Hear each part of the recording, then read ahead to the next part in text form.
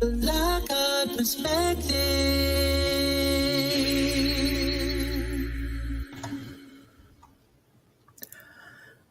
Well, for this morning's headlines, we're going to take a look at a few top stories for this morning. The first one, obviously, would be Hurricane Ian as it causes devastation across Florida as it moves toward the Carolinas.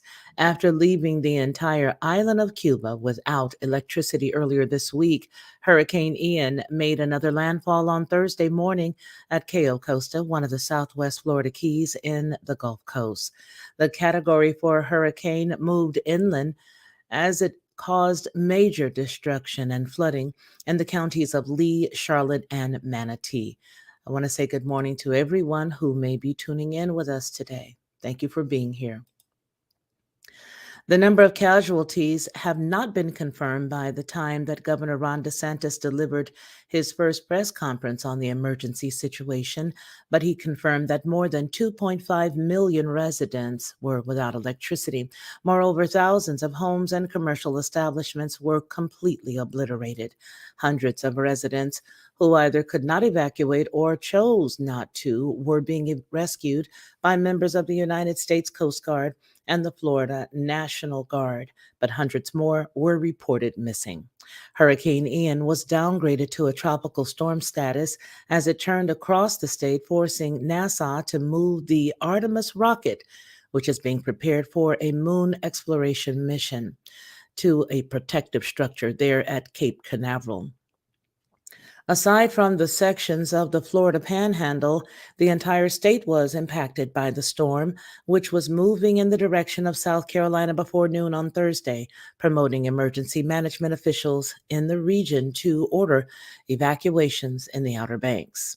Also today, we're looking at the Russian president who's expected to announce the annexation of some of the Ukrainian cities.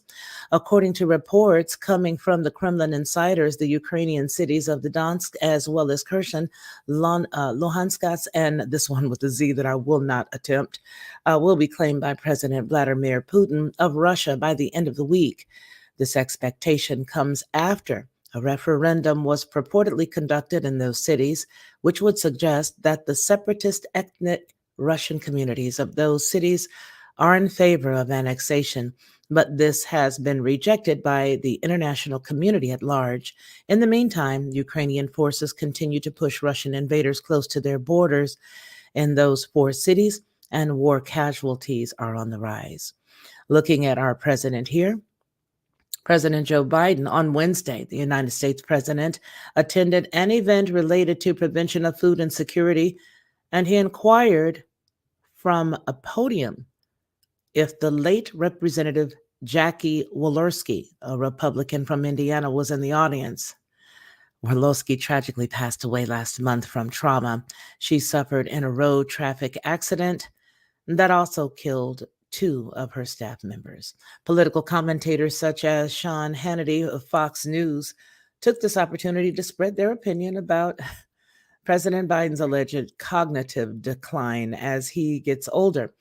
But the president's White House press secretary, Karine Jean-Pierre, explained that Biden, had her in mind because he will soon be meeting with her bereaved family. Wow. The level of covering up for people is just insane. Nonetheless, language conflict in Cameroon intensifies with violence, as most of us know. There's a lot of stuff going on there. But the armed militias in the northwest region of Cameroon, where English is spoken instead of the official French language, they're planning to hold public rallies of independence following a series of favorable battles against the government security forces. The city of Bamenda, which is a haven for English speakers who reject French as their native language, is currently under military curfew in order to prevent armed encounters in a region where nearly 2,000 people have been killed over language differences since 2017. Amazing that we're going through that. I've got a couple of other stories here. We're going to switch out and leave this, and we're going to look at a couple of other things. There are some scientific things that I found quite interesting as I switch these out for you. This one came from one of our subscribers who wanted to share this information with us, and I'm going to let you see it. You may already be aware of it. I found it quite intriguing and thought that it was worth sharing with you. So you let me know what you think here. I'm going to give you the entire screen because the print on this one is a little smaller. So let me go ahead and set that up for you. Here we are. This comes from Interesting Engineering. So some of you may already know, but genetically modified versions of the herpes virus, has shown great potential in treating advanced cancers, according to a report by the Institute of Cancer Research in London published on Thursday. Although the treatment is Although the treatment is still in the early trials, researchers have found that RP2, a modified versions of herpes simplex virus, managed to kill cancer cells in a quarter of patients. The patients had cancer so advanced and complicated that they had run out of treatments to try. So apparently, that's what allowed these individuals to be used as a great resource of their clinical trials. So it says that, quote, our study shows that a genetically engineered cancer killing virus can deliver a two punch against tumors, directly destroying cancer cells from within, while also calling in the immune system against them. This comes from the study's leader, Kevin Harrington, the professor of biological cancer therapies at the Institute of Cancer Research. This is what he said in a statement. He also added that it was rare to see such positive responses in early stage clinical trials whose primary aim is to test for the safety of a treatment. I don't know. It goes on to say here our initial trial findings suggest that a genetically engineered form of the herpes virus could potentially become a new treatment option for some patients with advanced cancer, including those who haven't responded to other forms of immunotherapy. This is what he explained. He continues with, I am keen to see if we continue to see benefits as we treat increased numbers of patients. So I guess this is it. This is the herpes virus as it's been modified to serve as a cure. It's amazing some of the things that go on these days with science, the way that they do these things. I don't have a dog in the hunt, so I'm going to go ahead and continue to read this. The newly engineered RP2 virus is injected directly into the tumors where it functions in two ways. First, it multiplies inside cancer cells to burst them from within, effectively wiping them out. Second, it blocks a protein known as the C2LA. 4, releasing the brakes on the immune system and increasing its ability to kill cancer cells. Finally, RP2 has also been modified to produce molecules called the GMCSF and GALV, which gives the virus additional capabilities to spark the immune system into action against cancer. One of the 9 patients treated with the RP2/3 saw their tumor shrink, and one even saw his cancer disappear completely.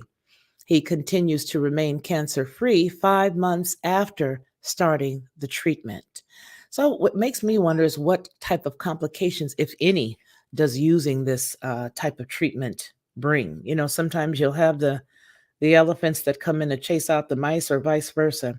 So let's go on ahead here. It says, quote, I had injections every 2 weeks for 5 weeks, which completely eradicated his cancer. He says, I've been cancer free for 2 years now. It's a true miracle. There is no other words to describe it, said the patient. The researchers then expanded their sample to 30 patients who received both RP2 and the immunotherapy nivolumab. They found that 7 of those subjects benefited from the treatment. Now, here are some of the side effects. As I was just saying, I wonder what you're giving up to get it. But nonetheless, it does say that even better, the study revealed that most side effects of the RP2 were mild, such as fever, chills, and fatigue. None of them were serious enough to require medical intervention, it says. Now, the researchers plan to continue their studies with bigger patient samples. Quote, viruses are one of humanity's oldest enemies, as we have all seen over the pandemic. But our new research suggests we can exploit some of the features that make them challenging adversaries to infect and kill cancer cells.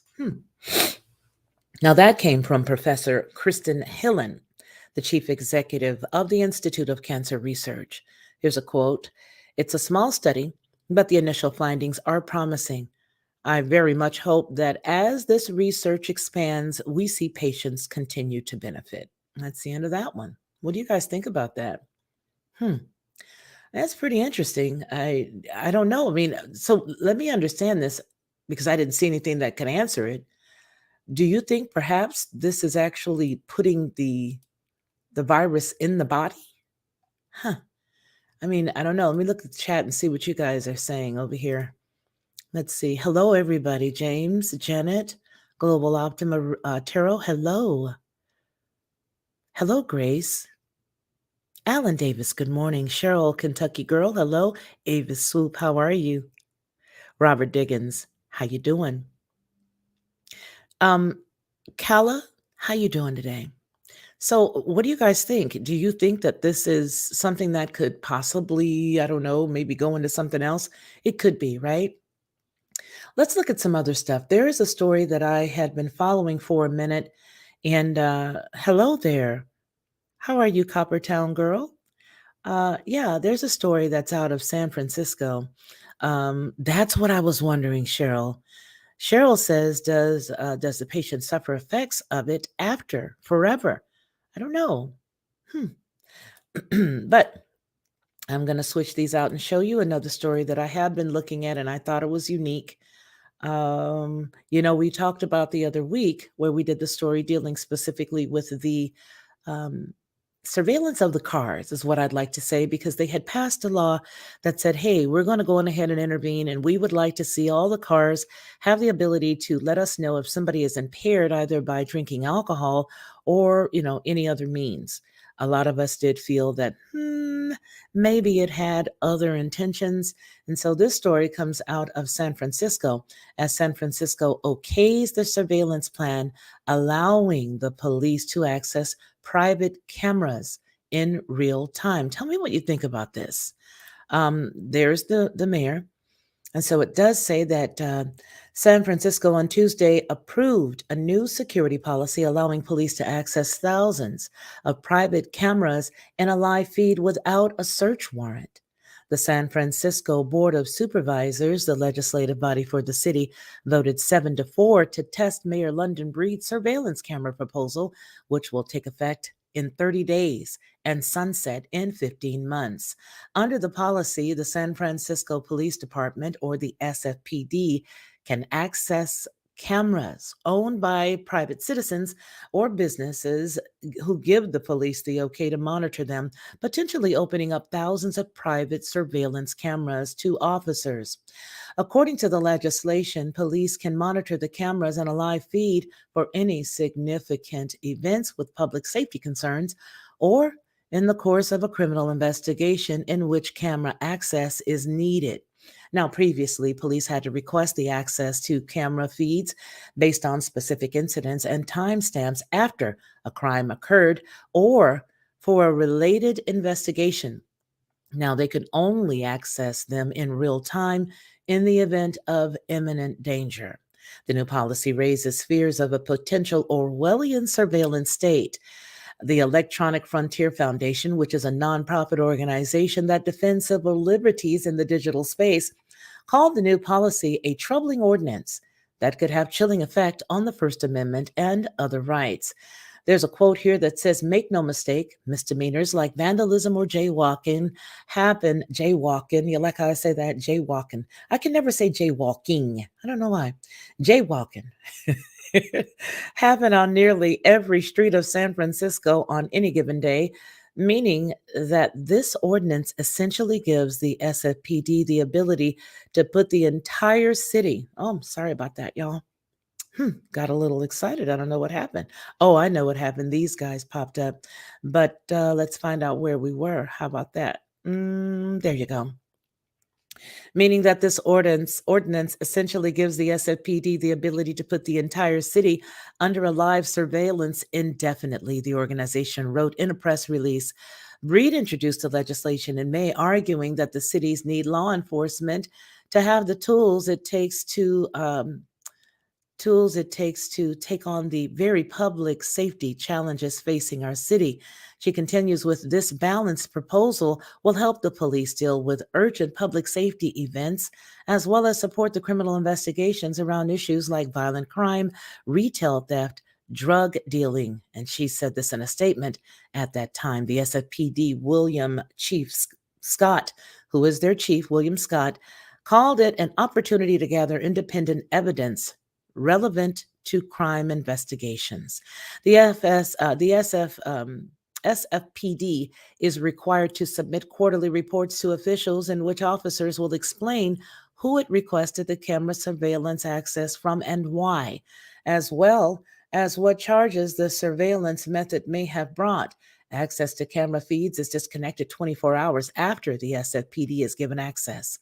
Over the summer, a coalition of more than 15 organizations blasted the then proposed policy, urging Breed and the city officials not to adopt it, as at least significantly amend to the legislation. Now, if the SFPD asked the city to buy thousands of new cameras for live surveillance, residents and the board would be rightly alarmed, the coalition wrote in a letter. SFPD's proposal to exploit private surveillance cameras should be met with the same skepticism. So what they're saying is it looks like what they're trying to say is this was just used as a way to circumvent the people from saying whether or not they wanted it by getting everybody to say sure. But you know what? Why I feel this is a bit of a Orwellian thing is because of the fact that they're not looking at um, everybody's chiming in of whether or not they want this. And then you get a lot of people who feel like, well, yeah, if it's for public safety, I guess I can give you my camera feed. Sure. Go on ahead, take the camera feed and do whatever you want with it as long as it keeps us safe. Now, for the state of California in San Francisco specifically, it did mention retail thefts. But when you think about retail thefts, you see this was one of the cities that had the largest amount of people that were running into stores and taking things, putting it in the large bags. And so I think that maybe those incidents are possibly the reason why some of the businesses, as well as private citizens, would agree to allowing this because of the terror that they have been under for the past few years. Um, I don't think we have any more information for now. I think what we are going to do is possibly have some more information to talk about a little bit later today. If there's any topics that you guys want us to cover, please make sure that you send those topics, as folks have done, some of the stories we read today, to Felicia at FeliciaLockhart.com. Felicia at FeliciaLockhart.com. Now, let's see. I do see here Trump gets a reprieve on lodging objections to FBI's Mar-a-Lago inventory. And New York State banned sale of gas-powered vehicles by 2035. Wow. Maybe we can gather some of those. Let's see how long I've had you guys. I don't want to have you guys where you can't get to work on time. Well, we've only been together for about 19 minutes. I guess we could look at those stories. So let's grab those. Take a glance at those right quick. Wow. Propaganda at its best, some of this stuff. I do want to look at this. I don't know whether anybody had found the story interesting where they showed people pushing a electric car because the battery had gone out. And I understand those batteries are very expensive. So we're going to look at the banning of the sale of new gasoline-powered vehicles by 2035 in the state of New York. Boy, I don't know what we're going to do here because it looks like this stuff is really moving, but the infrastructure to support the electric vehicles does not look like it's something that has been a major priority other than throwing the monies that we've seen in some of the stories we've covered at it. All right, so let's make this a little bigger. There she is, Kathy Hochul. Wow, wonderful, right? New York State New York to ban the sale of gasoline powered vehicles by 2035. A move aimed at cutting greenhouse gas emissions follows California's recent approved regulations. Well, as California goes, so does the rest of America. The New York State is banning the sale of new gasoline-powered vehicles by 2035 in a move officials say is aimed at cutting down on greenhouse gas emissions and getting more electric vehicles on the road. Governor Kathy Hochul, a Democrat, said Thursday that she was directing the state's Department of Environmental Conservation to implement the regulations. Those regulations will be filed by the end of the year, a spokesman for the governor said. Ms. Hochul, who first announced the goal last year, said the state couldn't move forward until California officially approved its own regulations, which it did last month, banning the sale of new gasoline powered cars and trucks by 2035. Quote, we had to wait for California to take a step because there's some federal requirement California had to go first. She said, see, that's exactly what we were just saying. She said this at a press conference on Thursday. The Clean Air Act of 1970 granted California the ability to set its own environmental rules, and other states can choose to adopt them. Like California, New York's rules would apply to all new cars and pickup trucks, as well as SUV, Ms. Hochul said. The regulations would establish annual targets for the share of zero emission vehicles automakers must sell in their state, starting at 35% in 2026, ramping up to 68% by 2030 and 100% by 2035. Many car makers have already said they are working toward an eventual phase out of gas powered vehicles. Ms. Hochul said New York towns and cities can apply for grants to help them buy zero emission vehicles for their fleets, as well as help them to build electric vehicle charging stations. The governor said a $175 million in federal funds from the 2021 Infrastructure Investment and Jobs Act would go toward building electric vehicle charging stations. That's not going to be enough, folks. That is not going to be enough. $175 million in federal funds from the 2021 Infrastructure Investments and Jobs Act. That's not going to be enough. I don't believe that'll be enough. Nationally, President Biden has set a voluntary target for half of the United States auto sales to be zero emissions by 2030. Wow. Wow. Wow. There's a lot of stories here. A lot of stuff going on. Let's see. A lot of things. Let's see here. What is Muskie up to? What is Muskie up to? Let's see. Let's see. Let's check it out. Let's get ourselves a little intrigued, shall we? Just a bit intrigued. Let's go here. I'll go ahead and pull us over there to see.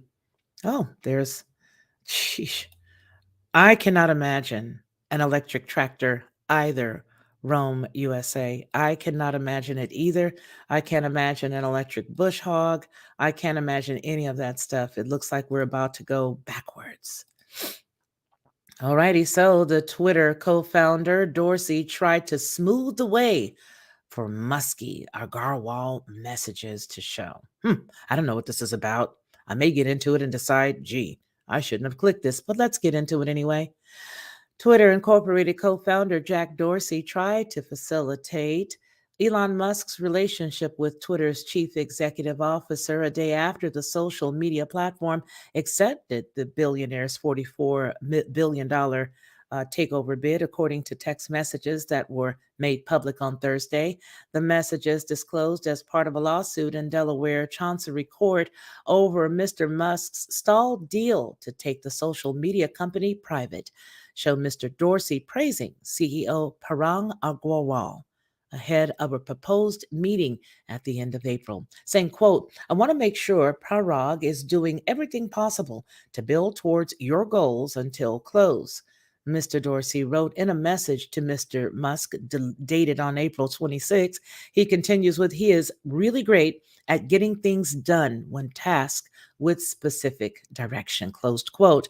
The text messages also show that Mr. Dorsey tried to get Mr. Musk on the Twitter board before the Tesla Incorporated CEO acquiring a significant stake in the company earlier this year.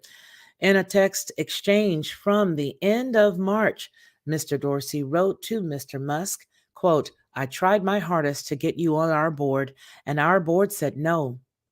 That's about the time I decided I needed to work to leave, as hard as it was for me. Now, why are we reading this man's messages? That's what I don't understand. I don't understand. Now, why are we reading his messages? Huh. Huh. Mr. Dorsey stepped down as Twitter CEO at the end of November and left the board in May. The Wall Street Journal previously reported that Mr. Dorsey had been a part of a shadow crew that was encouraging Mr. Musk's takeover of the company behind the scenes. The text disclosed Thursday provide more details of Mr. Musk and Mr. Dorsey's thinking about the future of the platform. Who really cares? Because I don't see it changing any at all. I think it's possibly going to get worse, and this is just a big smokescreen to get everybody on somebody's side. I don't know whose. And Mr. Musk possible takeover.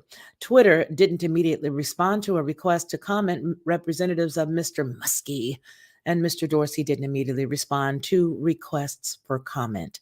Mr. Dorsey's efforts to smooth the relationship between Musk and Agarwal appear to have been short-lived. According to text made public on Thursday, Mr. Dorsey identified the filing as jackpot, offered to set up a phone call between the two to discuss the next steps and get really clear on what's needed. Agarwal saying, quote, Mr. Agarwal, quote, would be able to move fast. This is what Dorsey wrote. Would be able to move fast and clear then. Everyone is aligned, and this will help even more. Mr. Dorsey wrote, according to the court documents. After the call, Mr. Musk texts Dorsey, Parag is just moving far too slowly and trying to please people who will not be happy no matter what he does, close quote. Why are we even knowing this? This is the type of stuff that I don't get. This is, the government and all of these legal things to me seem to be all a lot more like a bunch of women. They just love to gossip. And I don't know, but that doesn't seem too cool because it seems like it's publicly swaying the opinion of folks. Mr. Dorsey responded with, at least it became clear that you can't work together. That was clarifying. In May, Mr. Musk tweeted that the deal was temporarily on hold amid concerns over the number of fake spam accounts on the platform. Agarwal posted his own series of tweets explaining how the company handles spam bots. I think people are able to purchase those because I saw a few posts that the president put up, and there were so many people that was saying how awesome he was and how he was doing such a great job. And I just thought, geez, so many tweets back to back. And then I click them and I would see that these people had just started their account maybe 5 months ago or just last week or something like that. So I don't know. Mr. Musk responded with multiple tweets, including one that was solely a poop emoji. See, you see what I'm saying? These are like little kids. Mr. Dorsey has publicly shared his support for Mr. Musk's ownership of Twitter hours after Mr. Musk's agreement was announced. He framed it as a libertarian firm, from the group of public ownership and advertisements, from the group of public ownership and advertising. Twitter as a company has always been my sole issue and my biggest regret. It has been owned by Wall Street, the ad model, and the ad model, Mr. Dorsey tweeted in April. Wow, taking it back from Wall Street is the correct first step. Solving for the problem of it being a company. However, Elon is the singular solution I trust, Mr. Dorsey wrote. I trust his mission to extend the light of consciousness. Wow, I think we can end on that one because the jokes, the hits just keep coming with these people. Whatever. Gee Willikers. Hey, Carol, how are you? Gee Willikers. So that's pretty much it, you guys. I just wanted to spend a little bit of time with you just to bring you into into light of some of the stuff that was printed overnight, and maybe even just a couple of these little things that I thought was absolutely funny. I appreciate each and every one of you all. Half an hour. I think we may do it half an hour later. I have to start homeschooling here in a few minutes, and so I decided to make sure that I did something. Wake up, hey. Um, that I did something without humans in the background, without me going, yikes! Because we have two new children here while my daughter is here. She and her whole family, they are here. And so I'm like, get your kids, stop it. Thank you for being here, Alan Davis. I want to thank all of you guys. And hopefully, if it's still quiet later today, I may be able to come back and do something for the afternoon. As we know, there's a lot of stuff that's going on. What I did wake up at about 4:30 this morning looking into was to see what was going on at the Vatican. And so I did look at some of that stuff, and there's not much going on, but I did, peer around to a few other things. Also, we do still have CERN open and doing its thing wide open. And so there's a lot of stuff, the coronal mass of the CME dealing with the sun and all these other unique things. You may want to check that out on your own. Go to the some of the science news companies that have some of the publications out just recently. They were talking about a lot of different stuff. Hey, Ariana, I love you too, princess. Oh, can I tell them who you are? Is that okay with you or no? Let me know if it's okay for me to tell them who you are, if that's okay. Um, but nonetheless, you all, I really appreciate each and every one of you guys for being here. Thank you so very much for your support. I'm going to go ahead and yes, CERN, yes. Is it okay for me to tell them who you are? Oh, hello, Leaf Desi. I love that you're homeschooling those babies, the best thing for them. I can. Global Optima Tarot is the birth sister of who you all may know as Nancy Morgan Hart, which is Bettina Brancato. So Global Optima Tarot. This is her. This is her sweet, beautiful sister. A beautiful ray of light this woman is. She and I have spoken at length, and she's amazing. She's absolutely amazing. So if you guys don't mind, please follow her. If you don't mind. And you know what? I don't want to hear any stuff. Y'all just follow her. Just give her some support, give her some love. Um, yeah, yeah. This is Bettina's sister. Bettina, her blood sister. Okay. All right. Okay, you guys, I appreciate you. And Leaf Desi, thank you so much for that support, girl, because I tell you what, I feel like pulling my hair out. All righty, James and Perry, you guys are sneaking in here on us. Hello, hello. Yes, she is family to us now. Absolutely. That's what we're going for. Jennifer, hey girl, you snuck in here on me too. Hey, Jennifer. I didn't see you. Hi. All right, folks, you guys remember what we always say on any Felicia Lockhart publications, and that is that man shall not live by bread alone, but by every single word that proceeds out of the mouth of the Most High. You guys continue to take care of yourselves first, and then I want you to take care of everybody else around you, showing love and reaching out to them and pulling them in where they need it. Then I want you to remember that until we see each other again, it is my highest desire for you to continue to be blessed. You guys take care of yourselves and take care of one another.